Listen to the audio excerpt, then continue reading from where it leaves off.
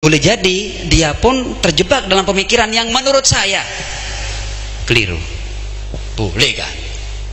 Boleh kan saya menganggap orang lain keliru? Boleh kan? Tapi tidak saya musuhi, tetap saya cintai walaupun menurut saya keliru. Sebagian ngomong bahwa ayat ini waman ahsanu minallahi hukman. Siapa yang bisa membuat undang-undang yang lebih bagus dari Tuhan?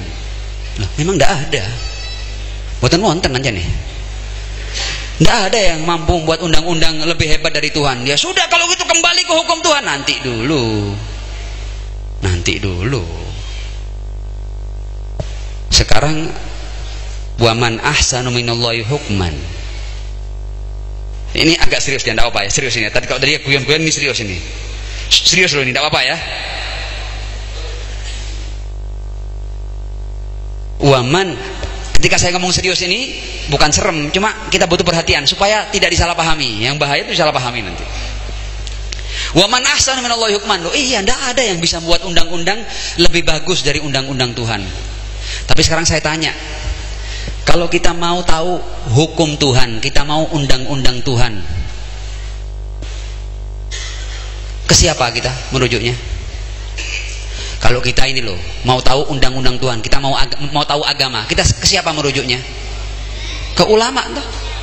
Di zaman ini Nabi kan tidak ada sekarang. Kalau Nabi ada sekarang ya tidak perlu ulama, Nabi. Betul tidak? Jadi kalau di zaman ini sekarang ini kita mau bertanya tentang agama, hukum agama, kepada siapa? Kepada ulama. Saya mau tanya, ulama itu satu pendapat enggak dalam menafsirkan ayat dan riwayat? Bingung kan? Kalau gitu siapa rujukan kebenaran? Sementara ulama dari era ke era berbeda pendapat. Loh, memang tidak ada yang lebih bagus undang-undangnya daripada Tuhan. Tapi siapa yang memahami undang-undang Tuhan? Kalau di zaman Nabi wakil resmi Tuhan ada, nah kita berbeda pendapat, satu memahami ayat begini, satu memahami ayat begitu, tinggal datang ke Nabi niki anu geger gini, punya perbedaan pendapat. Satu menafsirkan ayat ini begini, satu begini. Yang benar bagaimana? Oh, Nabi bisa mengatakan dua-duanya salah, yang benar ini loh. Yang kamu yang benar, yang kamu yang salah. Tapi sekarang ini ulama ini dari waktu ke waktu berbeda pendapat tentang agama. Kita merujuk ke siapa? Kalau tidak ada wakil resmi Tuhan? Waman ahsan minallahi hukman, betul. Tapi kalau kita sekarang ini mau pakai agama dalam tafsiran siapa? Para ulama ini. Ya Allah, kalau sejarah ikhtilaf nanti Pak Yai biar cerita ya.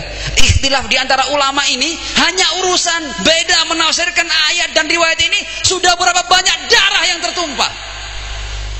Hanya urusan menafsirkan ayat dan riwayat.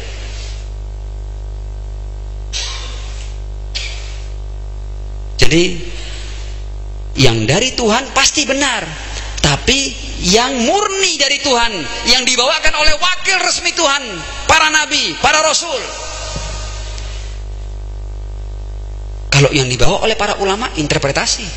Mereka tidak paham persis apa maksud ayat dan riwayat, dan bukti bahwa mereka tidak paham persis maksud ayat dan riwayat, mereka berbeda pendapat sepanjang sejarah. Kalau mereka tahu persis maksud ayat dan riwayat, tidak ada perbedaan pendapat. Adanya banyak perbedaan pendapat ini menunjukkan bahwa mereka tidak paham persis, makanya berbeda. Jadi agama itu memegang kebenaran absolut di zaman wakil resmi Tuhan. Di zaman siapa? Wakil resmi Tuhan. Jadi kalau agama interpretasi sama, itu hasil kreasi manusia, jadi budaya itu, bukan kebenaran yang pasti. Sama, pemikiran manusia tidak selalunya salah, sebagaimana juga tidak selalunya benar. Ada kultur-kultur yang jelas-jelas keliru, ada kultur-kultur yang baik. Banyak kultur yang jelas-jelas keliru adalah membunuh bayi perempuan hidup-hidup karena takut tidak bisa berikan makan. Nah, ini jelas kultur, ini budaya di sebuah masyarakat jahiliyah, dan itu jelas salahnya, hasil pemikiran manusia dan keliru. Naam. Kalau begitu bagaimana solusinya nih? Solusinya bagaimana? Solusinya ya. Solusinya kita harus hidup dengan kesepakatan. Sampai nanti datangnya wakil resmi Tuhan. Di zaman tidak adanya wakil resmi Tuhan, ulama tidak bisa jadi rujukan. Bukan berarti kita merendahkan ulama, sebab mereka berbeda pendapat dalam banyak hal. Tidak bisa jadi rujukan. Agama ini bisa memegang kebenaran yang absolut di zaman wakil resmi Tuhan. Ketika tidak ada wakil resmi Tuhan, yang ada itu bukan agama murni ilahi, yang ada agama interpretasi. Karenanya macam-macam, warnanya macam-macam, beraliran-aliran, bermadhab-madhab, bersekte-sekte, centang perenang, mohon maaf. Dan sudah banyak mengalirkan darah muslimin hanya karena urusan perbedaan pendapat. Kan gue harus stop gitu. Tidak boleh diteruskan. Sebab perintahnya Allah bersatulah. Kamu boleh meyakini kebenaran, tapi jangan paksakan kebenaran yang kamu yakini kepada orang lain. Karena kamu bukan wakil resmi Tuhan. Kamu bukan pengemban kebenaran yang absolut. Nabi kamu bukan nabi. Jangan pernah paksakan apa yang kamu pahami kepada orang lain. You not prophet. Kamu bukan nabi. Kamu boleh melakukan itu kalau kamu nabi. Ini supaya kita cerdas. Sebab kadang-kadang orang itu saking cintanya dengan Islam, ketika dikatakan waman ahsanu minallahi hukman, siapa yang lebih bagus undang-undangnya dari Tuhan, wah, semua mau mengganti kesepakatan yang sudah luar biasa ini.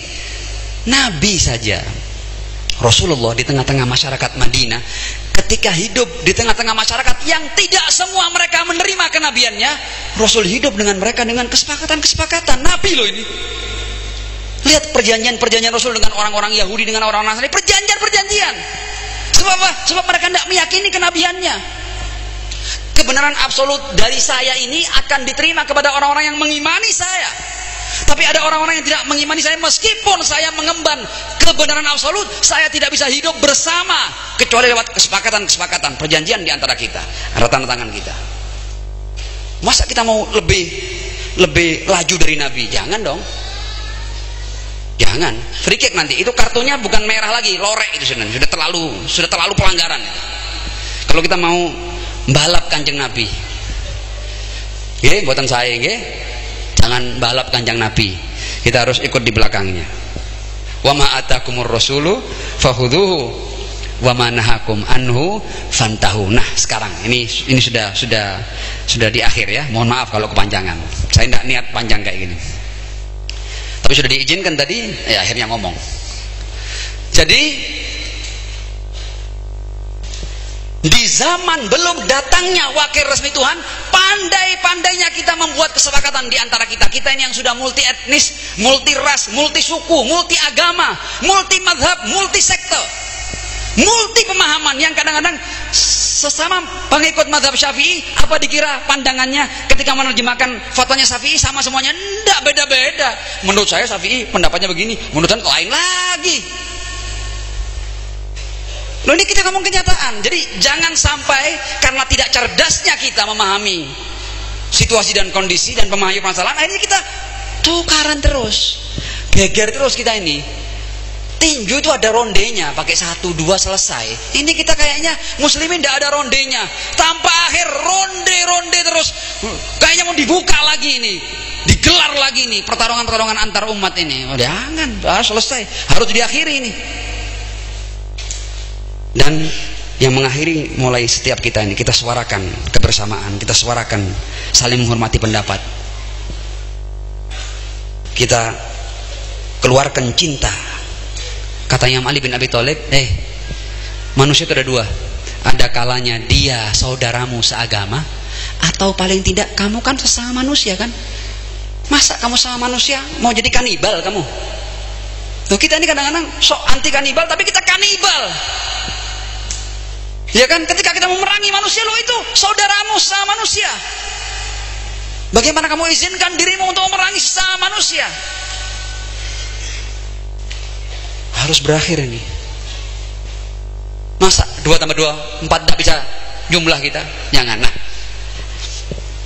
kembali ke masalah, Allah sudah menjanjikan, dan ini disepakati oleh seluruh agama, seluruh aliran, seluruh ideologi. Kalau Islam yang diwakili oleh Sunnah dan Syiah, semuanya meyakini konsep Mahdawiyah, Imam Mahdi. Kalau Anda tanya kepada orang-orang Kejawen, mereka meyakini Satrio Piningit. Kalau Anda tanya kepada orang-orang beragama di Eropa sana, mereka meyakini Messiah. Anda tanya di suku Maya, di berbagai macam ideologi, semua mereka menanti bahwa akan datang Raja Adil di akhir zaman yang akan memenuhi dunia ini dengan keadilan. Ini kesepakatan seluruh ideologi. Bahkan Jawa luar biasa, imam yang gaib, Satrio Piningit. Piningit itu dipingit, gaib. Sama. Jawa pun sama dengan Islam. Satrio Piningit. Sampai datangnya sang satria sejati itu yang dinanti oleh seluruh umat manusia ini. Dan nanti ketika datang seperti para nabi. Betul, dia bukan nabi, dia tidak akan bawa risalah baru. Dia akan menjadikan risalah yang dibawa oleh Muhammad sallallahu alaihi wasallam memenuhi seluruh penjuru dunia ini dengan keadilan. Tapi dengan mukjizat, Apa mukjizatnya? Jadi tidak laku. Ada orang mengaku Imam Mahdi tidak laku. Nanti itu seperti ketika Nabi itu ngomong saya Nabi, bawa Al-Quran, mukjizat. Nabi Musa ngaku dia Nabi, tongkatnya mengalahkan seluruh tukang sihir, tongkatnya membelah lautan, tongkatnya menenggelamkan Firaun. Ada mukjizat, ada bukti. Wakil resmi Tuhan selalu dengan mukjizat, selalu dengan i'jaz. Dan nanti sahibul asri wa zaman, Imam Mahdi yang menjadi kesepakatan seluruh ideologi di dunia ini, dia akan datang dengan diawali suara dari langit. Ada suara dari langit yang menjadi itmamul hujjah kepada seluruh umat manusia. Nanti itu zaman wakil resmi Tuhan nantinya sebagai wasi Rasulullah Shallallahu Alaihi Wasallam. Kita berdoa mudah-mudahan zaman itu segera disegerakan oleh Allah Subhanahu Wa Taala.